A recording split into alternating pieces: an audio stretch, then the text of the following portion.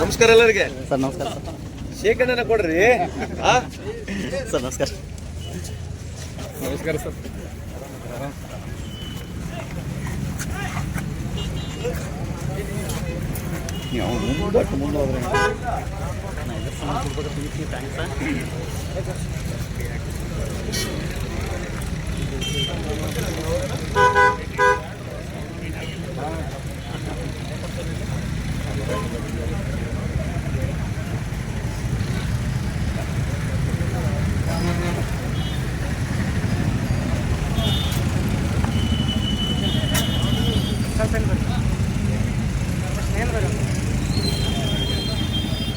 ಹಿಂದೆ ಬಾ ಪ್ಲೀಸ್ ಹಿಂದೆ ಬಾ.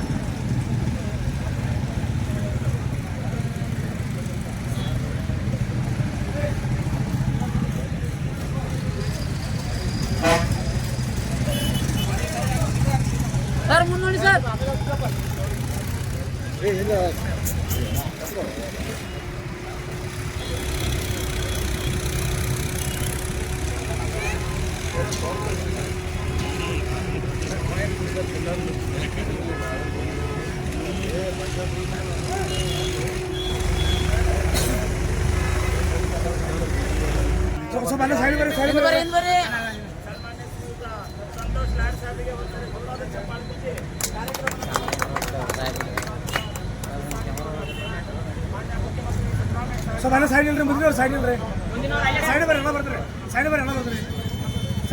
ಸಂಗೊಳ್ಳಿ ರಾಯಣ್ಣನಿಗೆ ಬೋಲೋ ಕರ್ನಾಟಕ ಮಾತಾ ಕಿ.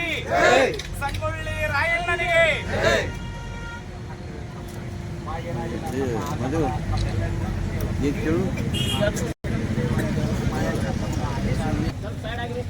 ಹಿಂದೆ ಬರ್ರಿ ಹಿಂದೆ ಬರ್ರಿ.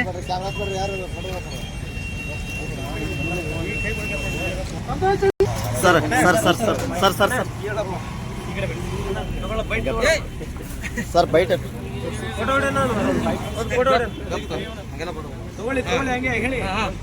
ಸರ್ ನಿಮ್ಮ ಪಕ್ಷದಲ್ಲಿ ಉತ್ತರ ಕರ್ನಾಟಕವನ್ನು ಪ್ರತ್ಯೇಕ ರಾಜ್ಯ ಮಾಡ್ಬೇಕಂತ ಕೂಗು ಬರ್ತಾ ಇದೆ ಸರ್. ಯಾರು ಹೇಳಿದ್ರು?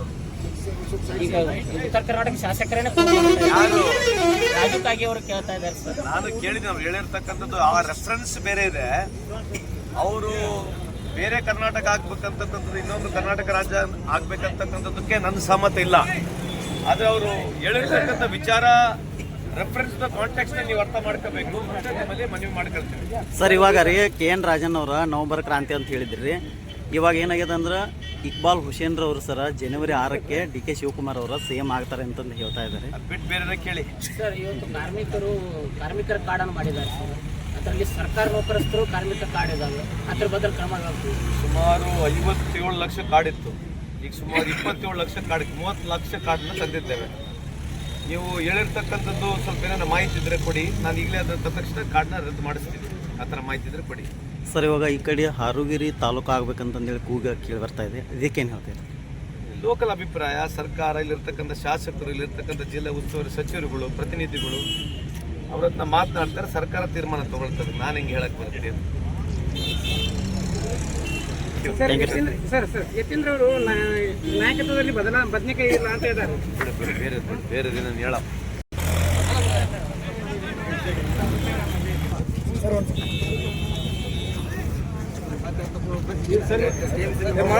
ಸರ್ ನೋಡ್ರಿ